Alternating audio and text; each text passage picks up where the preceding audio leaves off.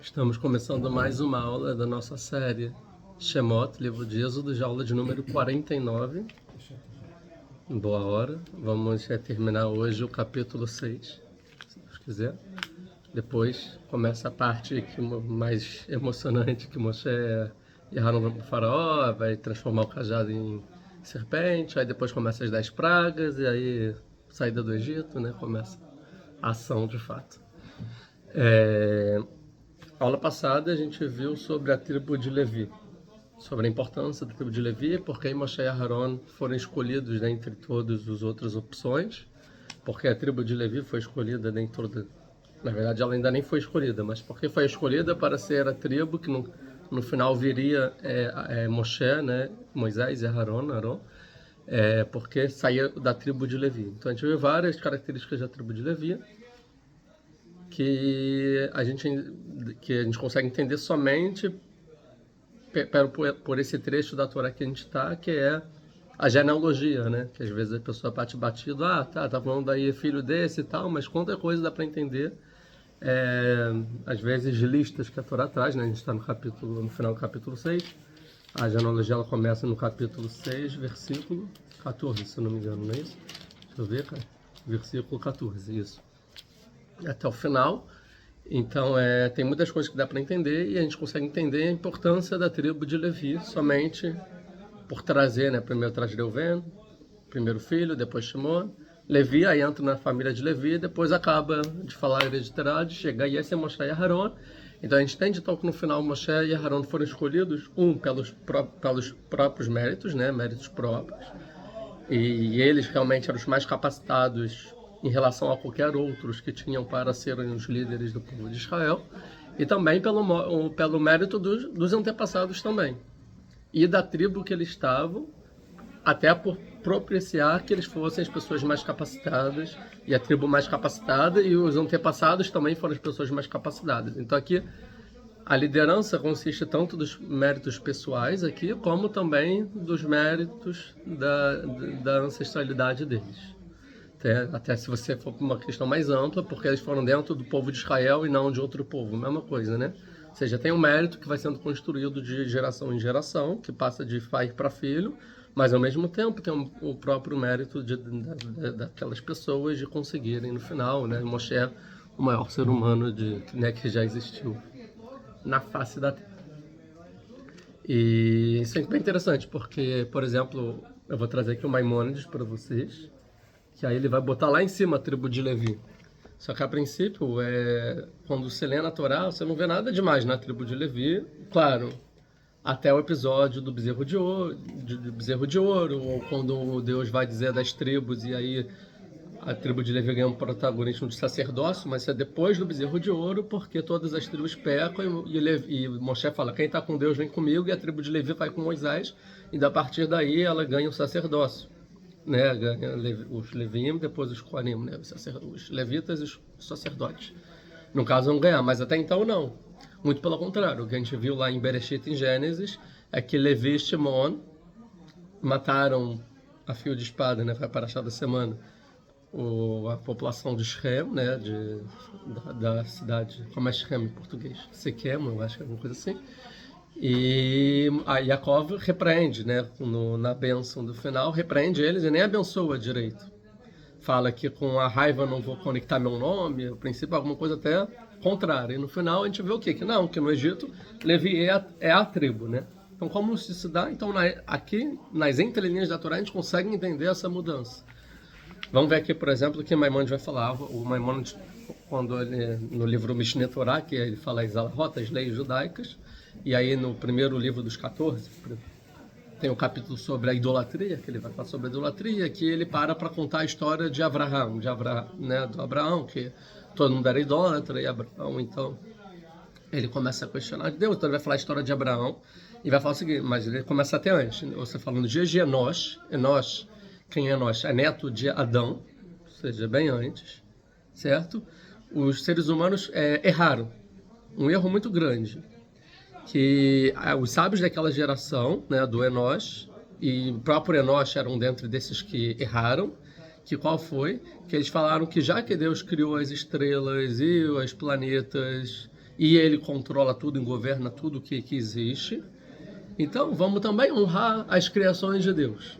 Ou seja, que a pergunta do Maimônides é o seguinte: como que de Adão, que era monoteísta, que falava com Deus, foi criado por Deus, Adão e Eva, e seus filhos, o próprio Caim, falou com Deus, e Shet era em mais semelhança de Deus, então todos esses, e Eva também, né, mas Eva morreu, eram em mais semelhança de Deus e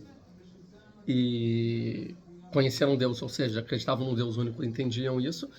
Como gerações depois, todo mundo era idólatra e por aí vai, e tem depois a Arca de Noé, então fala que no neto de Adão, que é Enós, o mundo começa a errar. E como se dá esse erro? Não se dá por uma má intenção. Deixa eu só conectar aqui o fio, não sei se está bom o microfone, mas não se dá por um erro proposital ou um pecado, mas por um erro foi um erro, não algo intencional. Que foi Deus criou tudo. Tudo que existe, Deus criou. E Deus, ele não tem corpo, ele não corpora, não tem imagem. É muito difícil me relacionar com Deus. Então, como Deus, ele criou tudo, vamos honrar as criaturas de Deus. Então, quais são as maiores criaturas? As estrelas, os planetas. Então, vamos honrar, glorificar também os planetas, também as estrelas, por serem criações divinas, e assim a gente está glorificando, na verdade, Deus. Na verdade, os planetas são só um instrumento para cultuar Deus no final. E isso foi um erro. Só um minuto. Então, Adão e Havá, Caim e Shet também fizeram Avodah Zará? Não. Até aí tudo bem. Aí o filho de Shet e Nós, da partir dessa geração, começam a fazer idolatria. Sim, mas Adão e Havá, todos eles estavam vivos. Sim, mas eles, da partir dessa geração, começaram a fazer idolatria. Adão. Não, e ele fala que o próprio Enós é quem erra também e faz isso. Mas não Adão e não Caim, não Shet, né? Caim a gente não sabe, mas Shet não, tá bom? E esse foi o erro, então. Então eles colocaram, eles darem espaço para honra também para as criações celestiais, né? Ou seja, os astros, sim? E assim, então, como intermediários de Deus, né? E eles também começavam a honrar, glorificar e dar honra para esses astros, planetas e por aí vai. E Zé Ratzon a ele, Baruch Hu legadel kavod mishigadol kavodor, que Moshe Amel, então eles entendiam. Então é óbvio que Deus está gostando do que a gente está fazendo, porque é a vontade de Deus que a gente honra aquilo que Deus deu honra, né? Que Deus criou. Então Deus está gostando. E como eles pensaram nisso, então eles começaram a construir para as estrelas templos, palácios, construções, para honrar essas estrelas, esses planetas, e fazer sacrifícios para esses, e louvar, glorificar com palavras, né, para esses astros, essas criaturas de Deus, e se curvar perante elas. Mas não estão se curvando para as estrelas ou para os planetas, estão se curvando para Deus. Para que isso seja algo desejoso por Deus, ou seja, assim é a minha forma de servir a Deus. E esse, então, ele fala, esse é o princípio da Avodah Zará. Esse é o princípio da idolatria. A gente está traduzindo aqui como idolatria, mas na verdade a Avodah Zará seria um serviço, né? Você serve alguma coisa Zará, de uma forma estranha. Ou seja, Deus não mandou fazer isso. Então estão servindo a Deus, mas de forma estranha. E isso vai ser um erro. Por terem servido a Deus de uma forma que Deus não ordenou, vai começar a errar. E assim, então as pessoas falavam, não, mas a gente sabe que é Deus, que é para Deus que a gente está fazendo, tá? E não que a gente ache que a estrela, o planeta é uma força, um Deus e coisa. Não, é tudo Deus. Tá, vamos pular um pouco, não vou entrar tudo. Passaram dias, né? Passaram, na verdade, anos e por aí vai, gerações. E um segundo. E começaram a servir, então, a nascer falsos profetas. O que acontece? Com o tempo eles iam servindo isso. Com o passar dos anos, vou simplificar. Com o passar dos anos, as pessoas começaram a esquecer que a ideia de se curvar para tal coisa era para Deus, na verdade, e começaram a achar o quê? Que o Deus era aquilo que representava Deus na cabeça das primeiras pessoas que começaram a fazer esses palácios, esses templos e por aí vai. tá? E aí, a partir daí, começaram a nascer falsos profetas que falavam que, na verdade, Deus me ordenou que tem que fazer para aquela estrela tal serviço. Ou seja, justificar o sacrifício, o serviço que eles faziam para determinado objeto, determinada representação da natureza, dizendo que, na verdade, que Deus que mandou. Tá? Ou se curvar, ou sei lá o que, não vou entrar aqui, tá? E no final, isso que vai acontecer, não vou entrar aqui todo o processo que ele vai dizer de forma detalhada no objetivo da aula. Começou então a começar a idolatria, até que no final eles só faziam o serviço para isso, começaram a se curvar para árvores, montanhas, saíram das estrelas dos planetas, começaram a se curvar para montanhas, árvores, depois para animais, até chegando até em pessoas, tá? Por aí vai, até que ele vai falar mais adiante, e passaram muitos dias até que o nome de Deus honrado foi esquecido totalmente da partir desse processo. Então todo o povo ignorante, as mulheres, as crianças, que não eram as menos estudadas, né, não sabiam, né, só sabiam que tinha aquela árvore, aquela pedra, aquele palácio, aquele templo, né, e assim deveriam fazer os sacrifícios e honrar aquela manifestação da natureza específica. Tá, vamos pular. Então ele fala assim: então assim o mundo foi indo até que nasceu o pilar do mundo, que é quem? Abraão, que a paz esteja com ele. Desde que ele começou, desmamou, vamos dizer assim, começou a crescer, ele começou então a vagar pelas ideias do mundo de idolatria, as ideologias que o mundo oferecia sobre a idolatria, né? E pensar de dia e de noite, será que isso está certo? Será que faz sentido? E ele ficava se questionando como que podia que os planetas sempre se movimentassem, ou seja, começava a se questionar sobre as leis da natureza, como que funciona tudo, tá? Será que o planeta ele próprio se faz andar ou alguma coisa faz ele se mover? Começou a pensar.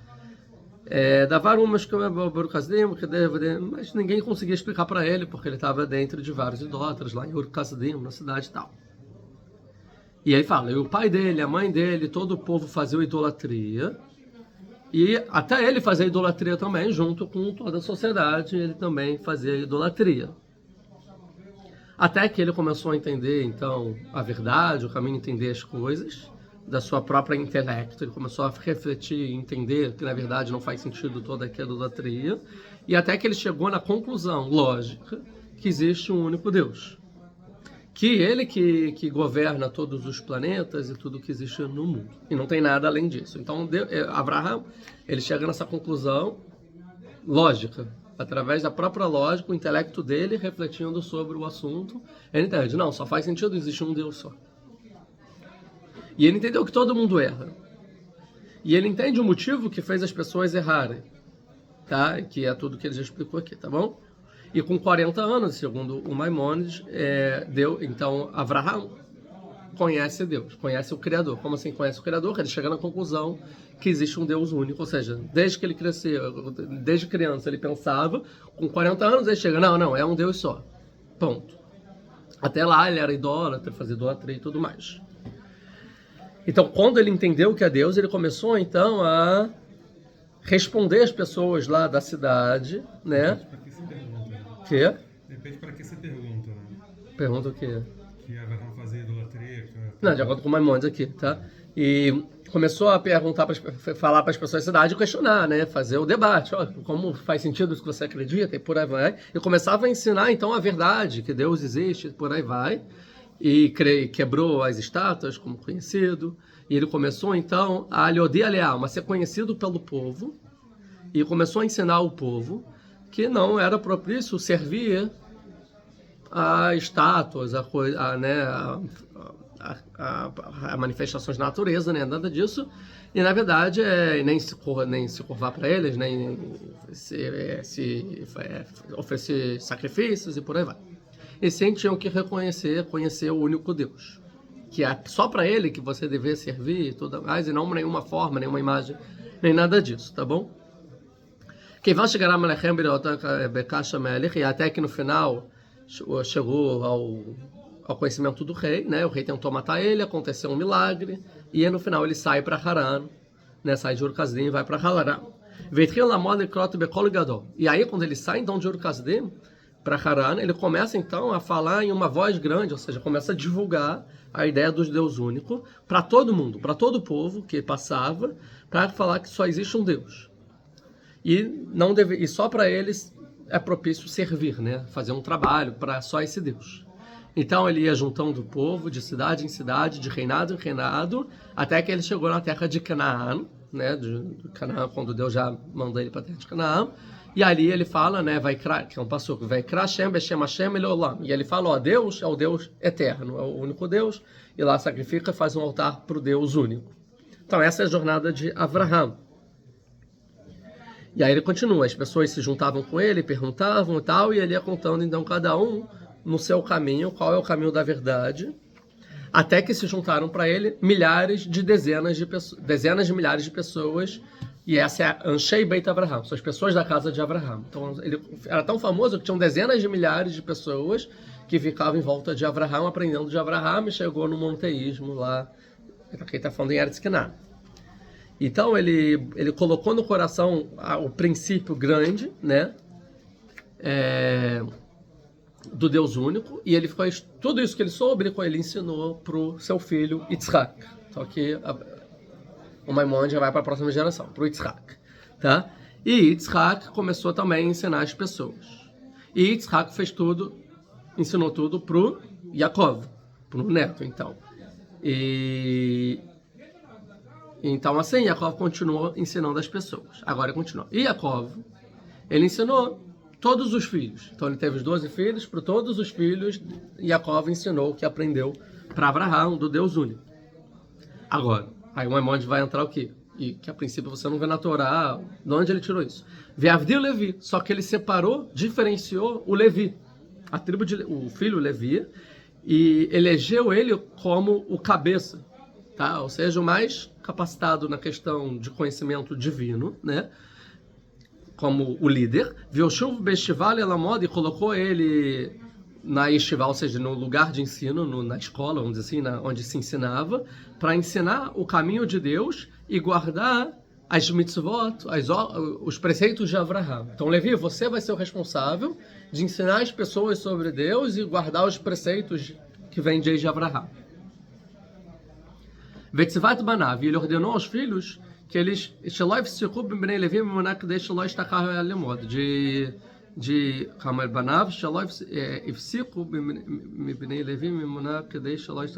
e fala para os filhos, ó, sejam orientados pelo Levi, para que isso não seja esquecido. Então, continuam os anos, e os filhos de Yaakov então começaram a crescer, o Benevim Alechem, Venaseh Ba'olam Umash no final, e se multiplicar, e no final os filhos de Jacob criaram um povo, formaram um povo inteiro, que é o povo de Israel, que sabiam sobre Deus, conheciam a Deus, o povo inteiro. Até que passaram muitos dias que o povo de Israel estava no Egito, e aí no Egito começaram a se assimilar e começaram a aprender os atos dos egípcios e voltar a fazer idolatria da mesma forma que os egípcios faziam. Então era um povo já que conhecia Deus e começou no final a se assimilar, né, e seguir a cultura egípcia. Hutz, aí fala que Maimonides menos a tribo de Levi, que ele se manteve nas mitzvot dos antepassados, seja nos preceitos, no caminho dos antepassados. Então ele fala que Levi nunca se assimilou, nunca fez idolatria, ele foi o único que se manteve no Egito, enquanto todos os outros tribos se perderam. O meu lá no Avad Shevet Levi Avodazarai. Falei, nunca a tribo de Levi fez idolatria. O Kemat Kat Hayah, e ele era como se fosse uma seita, um grupo pequeno, perante o povo inteiro. Veikash Shatal Avraham Nekar. E no final, o princípio que Avraham colocou sobre o Deus único, quase ele foi desenraizado no povo de Israel, ou seja, esquecido totalmente. Vechozim Yaakov Letaot Amim Veotanim. E o povo de Yaakov, os filhos de Yaakov, voltaram a errar, igual os outros povos, né, que erravam. Agora, mas pelo amor de Deus, por nós, ou seja, pelo povo de Israel, o Mishmaroi Tashuvol Avraham Avinu, e para guardar o juramento que ele fez para Avraham, Asa Moshe Rabbeinu, Veraban Shekol Anevim Veshalchu. Ele fez de Moshe Rabbeinu, de Moisés, então, o líder, o mestre de todos os profetas, e enviou Moshe Rabbeinu para o povo de Israel. כיוון שניתנה בה משה רבנו בהר השם ישראל לנחלה וכתרים במצוות ועודם דרך עבודה. Então, já que Moshe profetizou e que Deus escolheu o povo de Israel como herança, o Katrim Mitzvot, e elegeu o povo com Mitzvot, que é a Torá que vai ser entregue no Monte Sinai, Veodatem Derech Avodato, e ele fez o povo de Israel conhecer como servir a Deus, Mai HaMishpat Avodah Zarah, e o que é a idolatria, Vechem Toim Acharei, e Vechol Toim Acharei, que todos erram junto com a idolatria, ou seja, Deus instruiu o povo o que é idolatria e como servir a Deus e como não servir a Deus.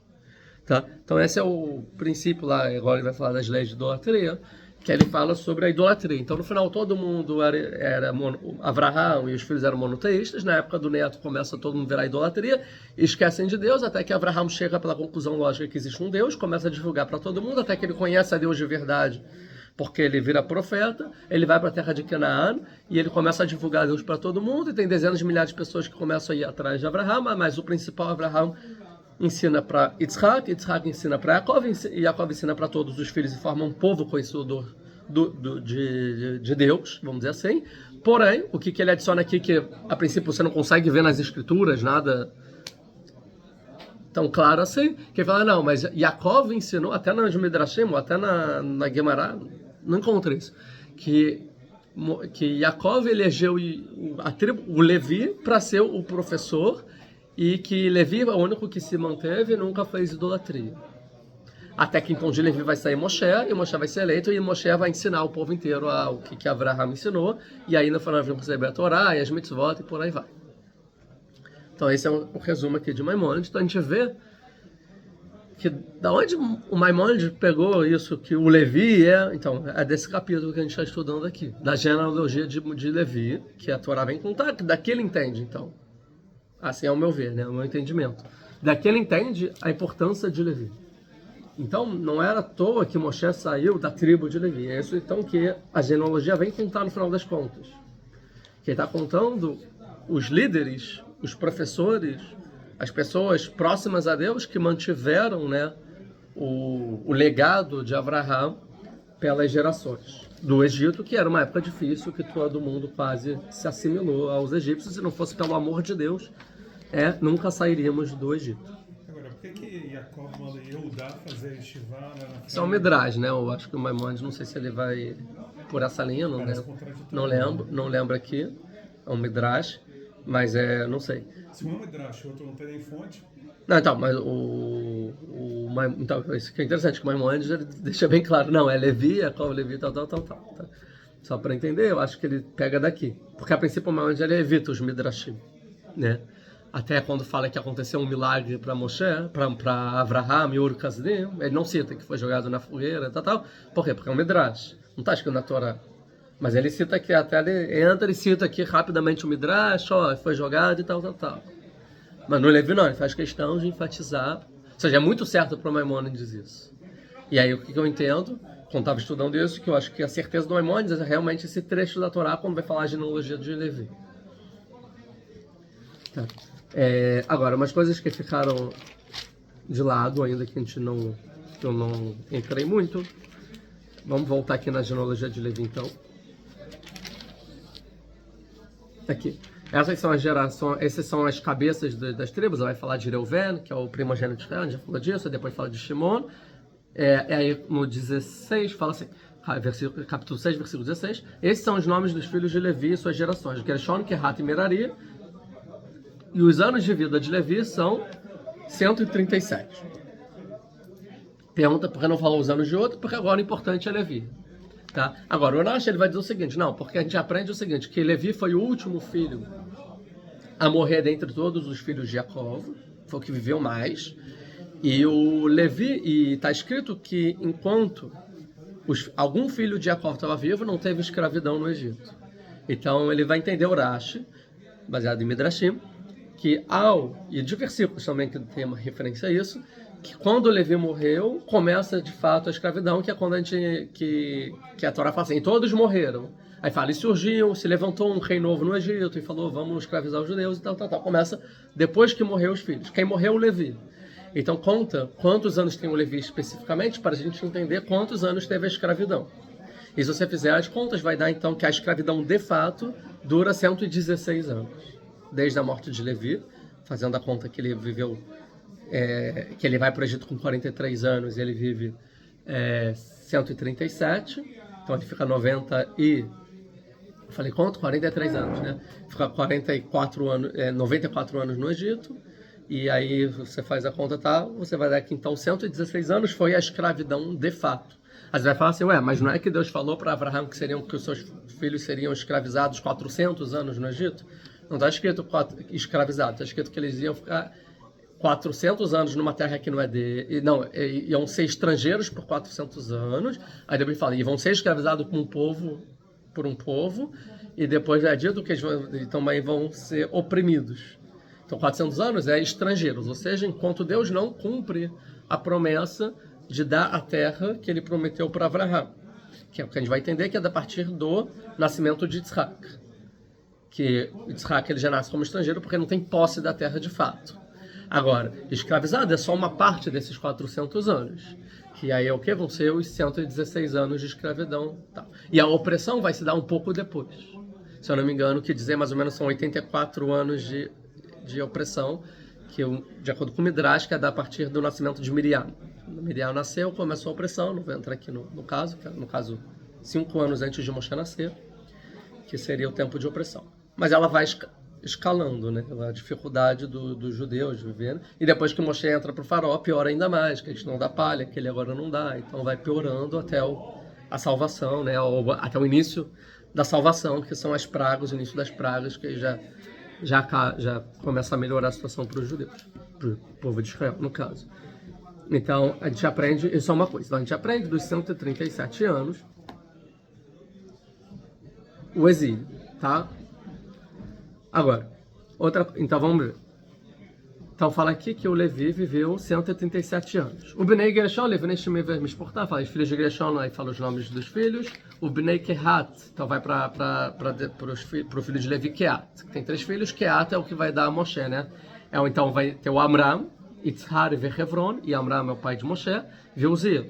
O Shnei aí vai entrar, então, a vida de Kehat foi 133 anos. Então aqui o Kehat vai dizer também a idade. Então foi dita a idade do Levi e foi dado a idade de um dos filhos, que é o Kehat.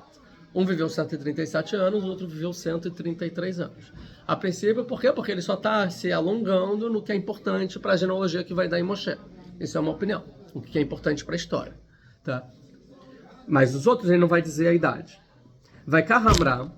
Então, a gente já tem aqui 137 anos do Levi, mais 133 anos do Kehat, fazendo as contas, quantos?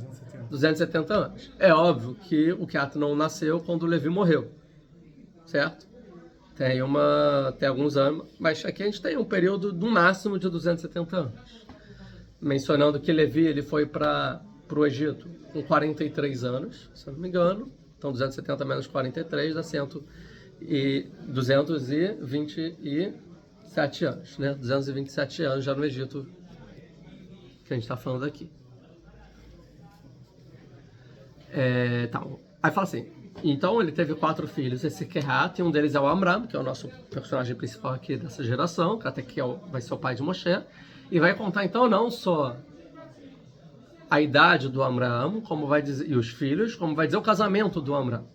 Vai cá Amram et Yocheved, e casou Amram com Yocheved, Dodató, a sua tia.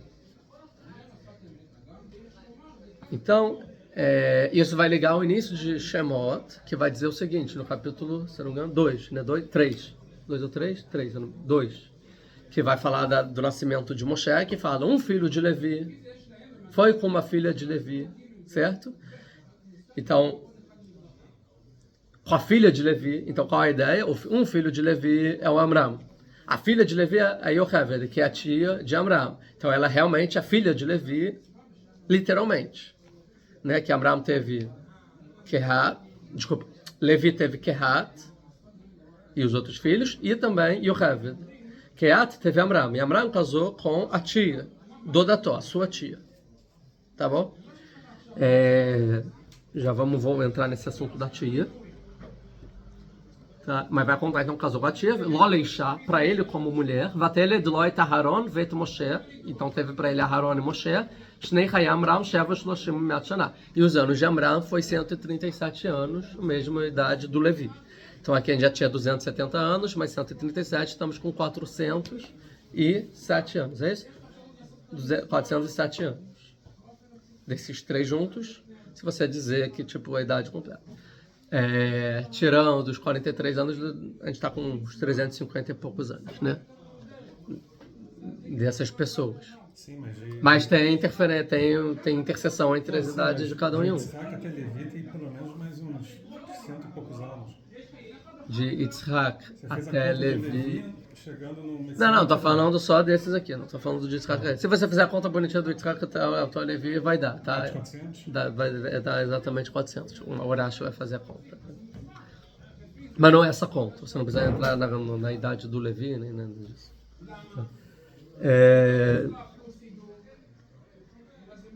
Um segundo. Então vai contar. Agora vamos entrar nisso. O Amram, então, casou com a tia, certo? E qual é o problema disso? Que na Torá vai ser dado uma mitzvah, preceito de Gilu Yarayot, de relações proibidas. E dentro, a maioria dessas relações proibidas é com familiares. E vai dizer a lista de familiares proibidos. E aí depois os sábios vão até expandir para mais algumas cercas e proibir outros familiares que a própria Torá não proíbe. Falar, mas esses também não. Tá? Mas, a princípio, é proibido casar com a tia. Tá? E é interessante também que outro lugar vai dizer Dedoterra, vai ter um versículo que vai estar escrito Dedoterra, a sua tia, a princípio, mas ali no outro versículo, Dedoterra vai ser a esposa do tio. Então a sua tia é a esposa do tio. Então não é a de sangue. Só tia, a esposa do tio, é a tia, certo? Mas não da genealogia. Isso também é proibido, casar com a esposa do tio. Aqui não é a esposa do tio, é a irmã do pai, tá? Ambos são tios. Então aqui é a irmã do pai. E é proibido. E Moshe vai nascer dessa relação que pós-Torá é incestuosa. Mas a Torá ainda não tinha sido dada, então tudo bem, a princípio. Tá? Então, como assim? Então, antes da Torá podia casar com a tia e depois não? Porque tem alguns que vão dizer que, na verdade, eles já cumpriam a Torá antes de receber a Torá. Né? Ideias nesse sentido.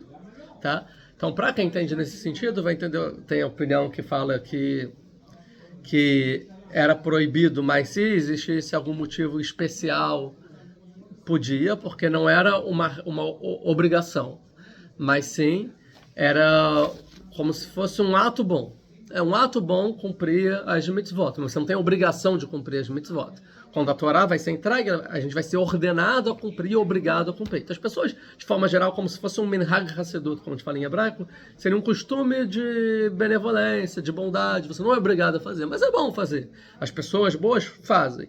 Mas quando eles viam que tinha algum propósito bom em não fazer naquela circunstância tal coisa, eles não faziam porque eles não tinham essa obrigação. Então aqui vão entender, por exemplo, acho que se eu não me engano é o Ramban que vai falar isso, que nesse sentido ele entendeu não, que a mulher mais capacitada, a melhor esposa para eu casar, a mais justa, a mais tudo, é a Yocheved. Então nesse caso eu não vou fazer o costume dos pios, vamos dizer assim, e vou casar mesmo que não seria o costume, porque nessa situação, nessa circunstância, eu acho que é a melhor coisa a fazer. E o versículo vem reforçar, né? Que vai falar assim, e o Amram casou com a sua tia Loleishá, para ele como mulher, Vateledló, e nasceu para ele, querendo dizer, tipo, algo muito, vão ter alguns comentários, que realmente era o, a gente vai falar, né, a alma gêmea, como se fosse, né, é para ele como mulher, era dele, realmente, não é à toa que nasce Moshe, tá? Mas o que é interessante, então, tudo bem, vamos dizer até que não cumpriam as mitzvot antes de receber a Torá, então tá tudo ok. Mas imagina você é Moshe, certo? E aí Deus fala, ó, vou agora entregar os preceitos. E aí vai ter lá a Paraxá que vai falar das relações proibidas, aí lá, ó, não pode ter relação com a esposa do pai, com a filha, tudo bem, com aquele, tudo bem, com mulher casada, claro, animal, ótimo. E também não com a tia. Aí, Moshe recebe uma mitzvah que fere a essência dele, que é tipo como ele foi concebido. De alguma forma, né? Tipo, calma aí, então, a partir de agora, eu sou... Não é algo desejoso a Deus, o meu. E se fosse feito antes da Torá, eu seria um bastardo, exatamente. Interessante isso. Moshe recebe e fala para as pessoas, né? Olha, gente, Deus ordenou que não pode ser filho, não pode casar com a tia. Todo mundo olhou assim para Moshe, tipo... Só esse fato já acho interessante por si, para mostrar, tipo assim, como fica difícil você dizer que Moshe inventou as coisas da cabeça dele, porque senão ele nunca ia ensinar, nunca ia, obviamente, falar essa lei. Porque aqui é até, tipo, quem gosta, sei lá, de psicologia, ou Freud, ou a questão da família, é uma coisa que mexe, que... A psicologia, você precisa explicar isso. Ele sente a versão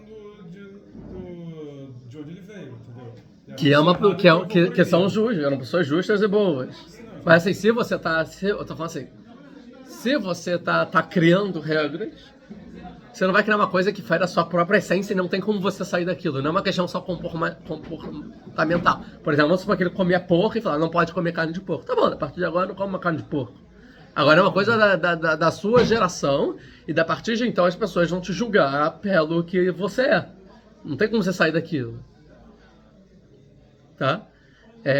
Muitas pessoas, por exemplo, entendem, não quero entrar aqui e dar nome aos bois, mas, por exemplo, tem determinados comportamentos que vão contra a vontade divina. Ou seja, o que a Torá falou, a mitzvah de Bnei Noah. A pessoa tem determinado comportamento que a Torá fala claramente que é proibido aquilo. E ela não consegue deixar de se comportar dessa forma, sei lá, ou pela materialidade, pelo prazer, não consegue, vício, ou sei lá o que, algum motivo. Tá? É óbvio que o judaísmo não é igual a outras religiões que botam a culpa nos demônios. Não, o demônio, óbvio que não é responsabilidade da pessoa, mas ela não consegue, certo? E aí tem dois caminhos que a pessoa pode tomar, que eu estou pensando aqui. Um caminho é falar assim, olha, sabe de negócio? O que eu estou fazendo é o certo, né? Você começa a criar para você justificar, porque a consciência tá jogando na sua cara, ó, você está fazendo uma coisa errada. Então você contorna a sua consciência criando toda uma... racionalizando que na verdade faz sentido e nesse caso é bom, por isso A mais B, ou na verdade... E no final você fala, não, então pode no meu caso, ou então pode, ou então você vai fazer, então toda a Torá na verdade, né, Deus não existe. Você nega. Deus nega porque é mais fácil, agora eu tirei todo esse peso e agora eu vou viver minha vida de acordo com meus... Esse não deixa de ser também a origem da idolatria, né, tipo, eu criei um Deus que ele gosta daquilo que eu quero fazer e pronto, agora eu sou até... ideologicamente, eu endosso o que eu quero fazer. O que as pessoas mais fazem hoje é isso, né, no final das contas. Então tem muitas pessoas que têm alguma questão deles de comportamento ou de vontades e tal, que eles não conseguem superar, e por causa disso eles acabam negando Deus, a religião, chutando, quando a gente fala chutando o balde, né, de tudo.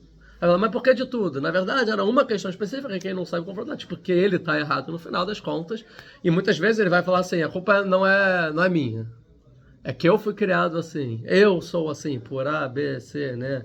É a genética, é o trauma de infância, é a família, é a sociedade, a pessoa vai botar a culpa em alguma coisa externa, e não vai entender que, na verdade, ele tem o livre-arbítrio e ele tem...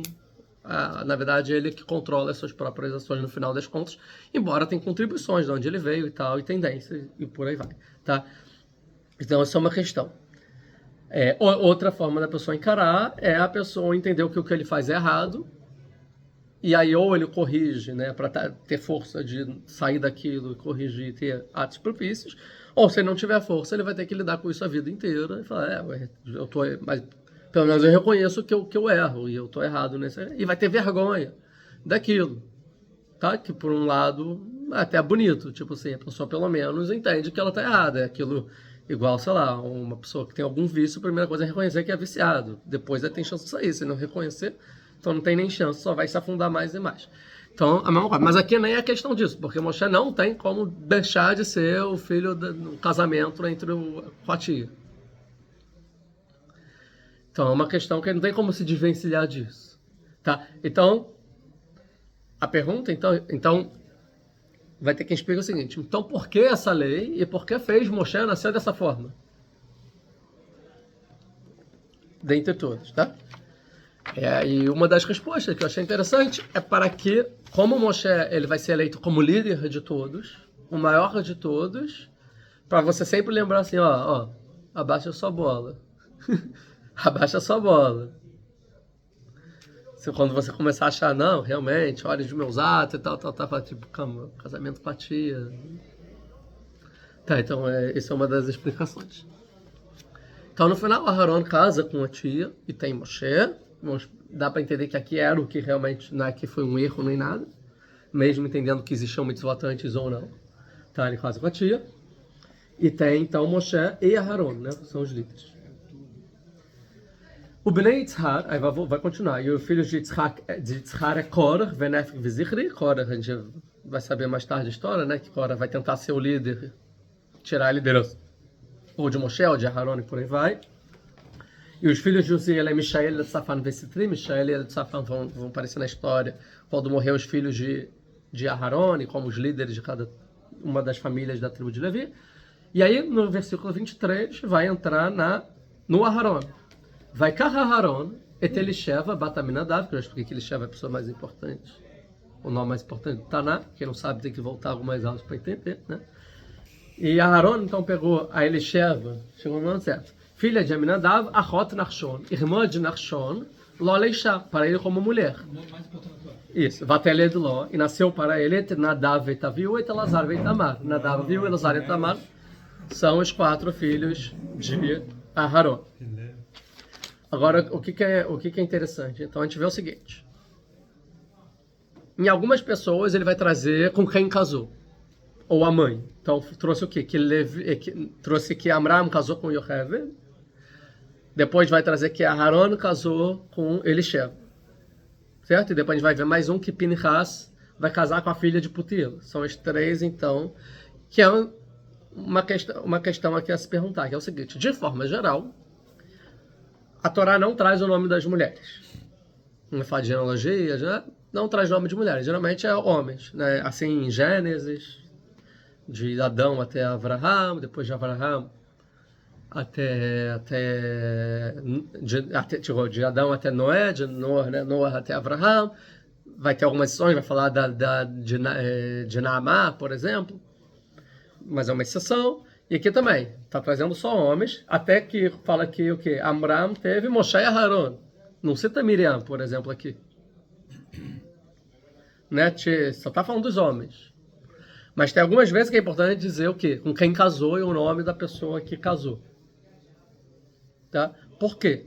A gente pode entender ou que é uma regra geral que tem um sentido aqui, ou que são exceções e são casos específicos que são importantes de dizer.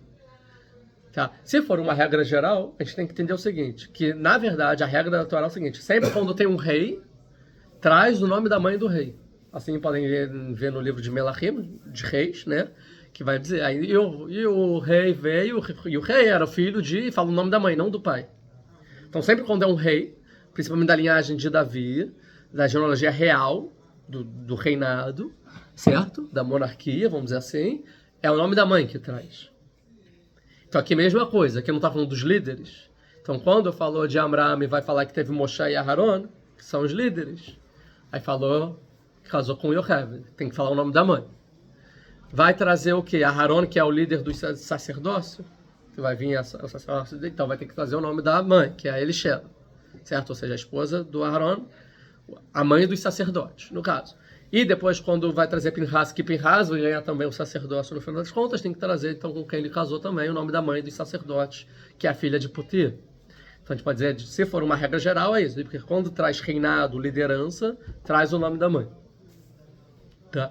Isso é uma obrigação. Agora, se você falar que é uma exceção, cada caso e caso, então já vai dizer que veio trazer o nome de com quem Aharon casou para ensinar que o que foi dito antes em Shemot, que foi dito, não deu nome, né? O filho da casa de Levi casou com a filha de Levi. Veio falar, não, quem é? É Amram e Yocheved. Então, para entender quem era lá, então veio trazer. Aqui veio trazer Elisheva. Por quê? Para dizer que ela era filha de Aminadav, irmã de Nachshon. E é interessante, porque foi falar a irmã de... Não precisa dizer quem é o irmão. É com Elisheva, filha de Aminadav. Por que irmã de Nachshon? Por que trazer aqui o irmão? Então, quem é Nachshon? Nachshon nada menos é do que o príncipe de Israel da geração. Porque ele é Aminadav era o descendente de Yehudá. Yehudá ganhou já de Jacó a liderança. Quem fala nunca a liderança vai se desviar dos filhos de Yehudá. Então, Yehudá era o reinado de Israel. Aqui a gente falou tudo do Levi, a gente está falando sobre educação, sobre as ideias monoteístas de Abraham, sobre o sacerdócio. Aqui agora, sobre o reinado político, liderança política, a gente está falando de Yehudá. E aí, então, vai ter o Aminadav, certo? E o filho do Aminadav, que vai ser o líder da geração, é o Nachshon. Tanto que o Nachshon vai ser o do príncipe de Judá, que vai ser o primeiro a fazer sacrifício na inauguração do templo. Não, ainda é o Nachshon? Ainda é o Nachshon, isso. Na inauguração do Mishkan é o Nachshon. Então, na verdade, o que ele está falando aqui? Ele está falando o seguinte: se o Levi era o filho mais capacitado, dentre todos os filhos de Jacob, o Amram, quando ele vai casar, ele quer casar com a mulher mais capacitada. Quem? A filha de Levi. A filha do maior tzadik que tem. O Aharon, quando vai casar, ele vai casar com a mais capacitada ou mais proeminente. Quem é? É a princesa de Israel. É a irmã do Nachshon, é a irmã do rei. A irmã do príncipe, no caso. Que é o Nachshon. Nachshon é o primeiro das tribos, também na liderança das tribos quando do deserto. A Yehudá vai na frente. É o príncipe das tribos, é o primeiro a fazer o sacrifício na inauguração do templo. Nachshon é o líder. E os Midrashim vão ainda levar o Nachshon, quando abre o mar, que ele é o primeiro a entrar, né? Ou seja, também um justo. E a irmã dele, para dizer o seguinte, que nesse momento vai se encontrar a linhagem real, que vem de Yehudá, chegando em Nachshon e sua irmã Elisheva, e a linhagem espiritual, que real é a política aqui, e a espiritual, o sacerdócio, que vai vir de Levi, Amram, Aharon a Levi, o levita, né, como ele é apresentado no Torá. Então, o principal sacerdote casa com a princesa de Israel, tendo 4 filhos, e a partir dessa junção vai vir o sacerdócio de Israel. Ou seja, os sacerdotes, os Kohanim. Então, os Kohanim não são só os sacerdotes, eles também são a realeza, por parte de mãe, e os líderes espirituais por parte de pai. Isso vai se diferir do resto da tribo de Levi. Levi é a parte espiritual, mas os Kohanim é a parte espiritual com a realeza. É a união dos dois ramos, vamos dizer assim. O que vai então ter Levi, que vão ser descendentes de Moshe, certo? Que são a parte espiritual, os professores de Israel. Vai ter os descendentes de Yehudá, de Nachshon, que são os líderes políticos. E vai ter o sacerdócio, que é o quê? A junção dos dois. Tem um pouco de nobreza real política e tem um pouco de espiritualidade aqui, dando o sacerdote.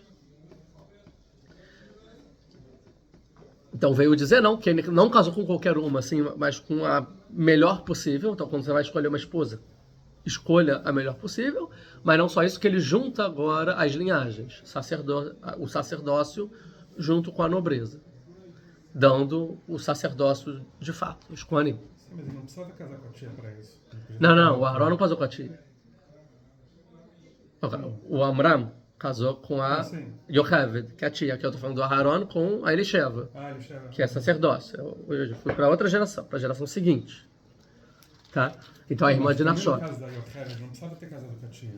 Então, a ideia da tia, que ele entendeu que ela é a melhor mulher que tem no povo e é ela com que eu quero casar. Mulher individualmente, não... Individual. Individual. Não só isso, é filha de Levi.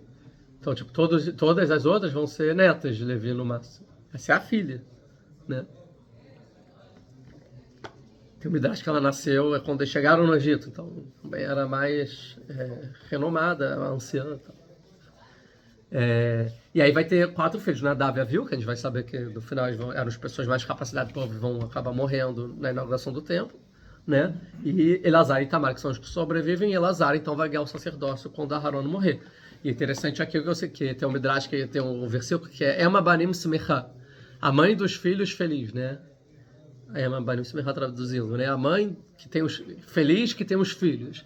Aí o midrash fala, quem é a Ema Banim Smecha? Fala, era Elisheva. Elisheva no dia da inauguração do templo. Porque no dia da inauguração do templo, todo mundo estava em olho no marido, que é o Aharon, que era o principal sacerdote, né? Era o dia do irmão, que era quem no primeiro dia ia fazer o sacrifício de inauguração. Então ele era o personagem principal, era o sacerdote, é o Aharon, o marido. Agora, depois o mais destacado, quem ia fazer o sacrifício e tal, é o irmão, certo? O irmão Nachshon, certo? O príncipe de Eudá. Moshe, no caso, o cunhado, isso? Cunhado. É o profeta, e os filhos eram os mais proeminentes, Nadav e Aviú, ou seja, ela era a mulher. Todo, né? Igual, por exemplo, quando tem, sei lá, alguma coisa da rainha da Inglaterra, tal. As câmeras vão ver o quê? A princesa, o vestido dela, né? Tipo, como ela, a postura dela, é a princesa. Quem é a princesa de todos os ângulos, quem é a mulher de destaque? É Elisheva. Então todos os olhos estavam em Elisheva naquele dia, como a mulher que representa tudo aquilo que estava acontecendo, era ligado a ela de alguma forma, certo? Então fala, ela era feliz naquele dia, e aí os 2 filhos dela morrem, né? No dia de maior felicidade. Assim vai dizer o Midrash.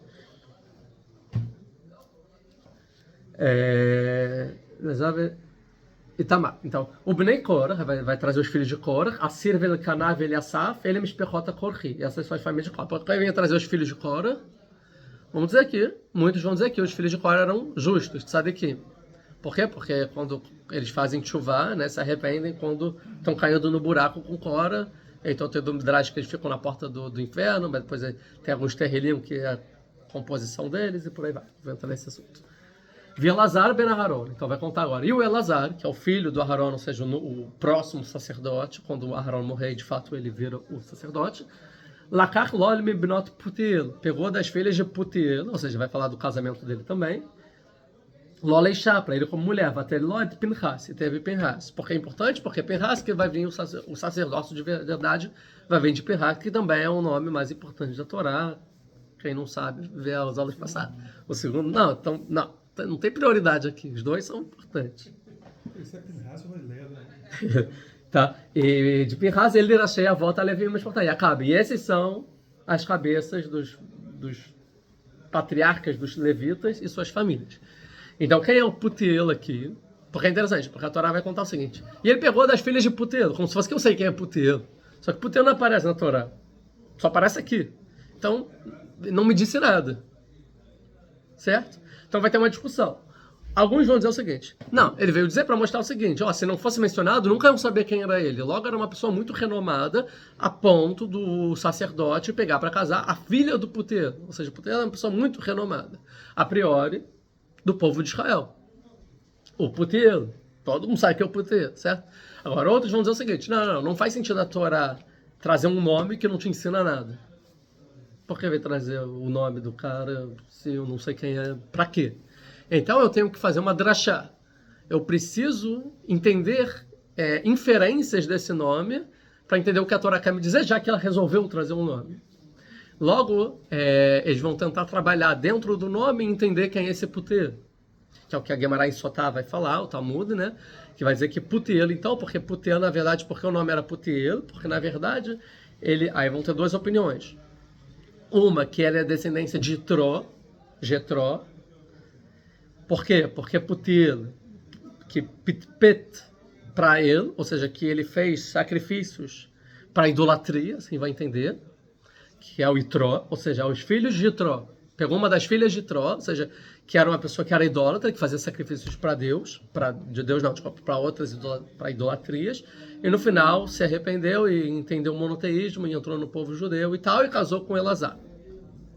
Essa é uma opinião. Tanto que muitos vão dizer que quando o Pinhas vai matar lá o chefe da tribo de Shimon, então vai dizer, tinha que ser o filho de puteiro que fazia idolatria, né? Tal pai, tal filho, por aí vai. Vão questionar a hereditariedade do Pinhas. E outra opinião vai dizer não, que na verdade é descendente de Yosef, José, que ele que ele se fortificou, ele guerreou e lutou contra o seu instinto, que a gente está falando aqui da esposa do Potifar, né, que era o dono dele no Egito, que ele era escravo, que quis seduzir ele, e ele foi forte. A Guimarães vai chegar na conclusão que, na verdade, um ele está falando por parte de pai e o outro por parte de mãe. Ou seja, essa mulher de Elazar, por uma parte da família, vinha de Tró e a outra parte da família vinha de Yosef. Tá? Então, aqui, juntando duas linhagens. A de José, que a princípio era o primogênito que ganhou dupla porção. Então, é mais uma linhagem, porque Elazar já é o quê? Levi e Eudá, certo? O sacerdócio é realeza. Agora, junta com a linhagem de Yosef, que é o que ganhou no final a dupla porção, ou seja, a primogenitura, no final das contas, então, junta com o primogênito final, e junta com Itró, que é o que? O convertido. Ou seja, a parte da humanidade fora de Israel que consegue entrar dentro. E aí mostrando, então, que Pinhas, que no final vai ser o sacerdote, ele é a junção da espiritualidade com a política, com a primogenitura e também com o resto do mundo inteiro. E tudo isso é o Pinhas, que daí vai vir a linhagem sacerdotal de fato. Então, trabalhando nisso. Vamos já terminar aqui só umas últimas coisas. Faltou sem dinheiro. Só faltou sem dinheiro. Tá, agora. Vamos entender agora essas idades. Então, se a gente pegar 137 anos, 133 e mais 137 e juntar tudo, 137 mais 137, 274, mais 133 e 300, vai dar quase 400 anos, tá bom? Juntando todos esses. Você juntando ainda Levi, não, a gente juntou Levi.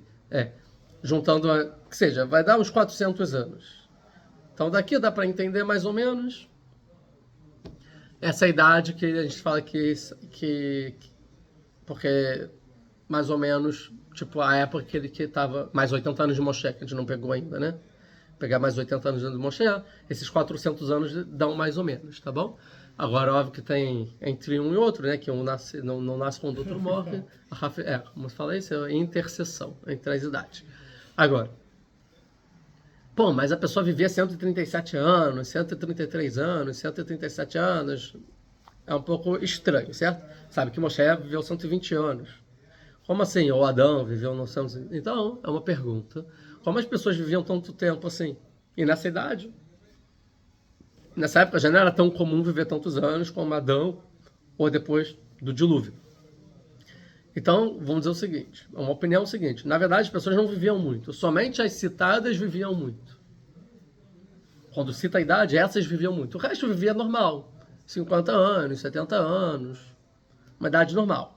Esses que a Torá cita a idade é porque que viveram muito. Agora, porque essas pessoas viveram muito, então a explicação é que essas pessoas não eram pessoas simples, eram umas pessoas conectadas a Deus, que a Ashgaha, a providência divina, estava totalmente conectada com elas a ponto de a maioria delas serem profetas.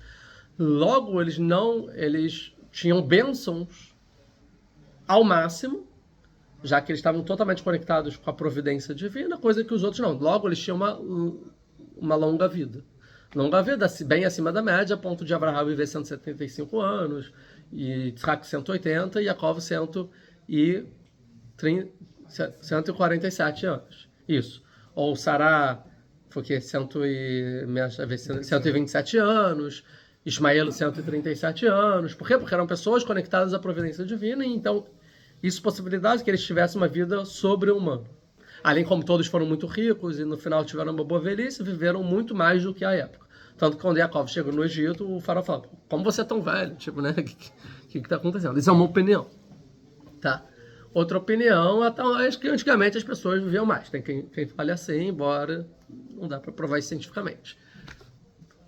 Ainda mais na geração aqui do Egito. Agora, uma outra opinião é o seguinte, que na verdade, quando fala assim, os anos de Levi foram 137 anos, essa é a opinião do Shadal, que vai falar o seguinte, não é que o Levi, por exemplo, vamos pegar o Levi, que fala que viveu 137 anos, não é que o Levi viveu 137 anos, que é o seguinte, tinha uma pessoa que era o patriarca da família, né, da casa, e aí todas as descendências dessa pessoa eram chamadas pela casa do patriarca da família.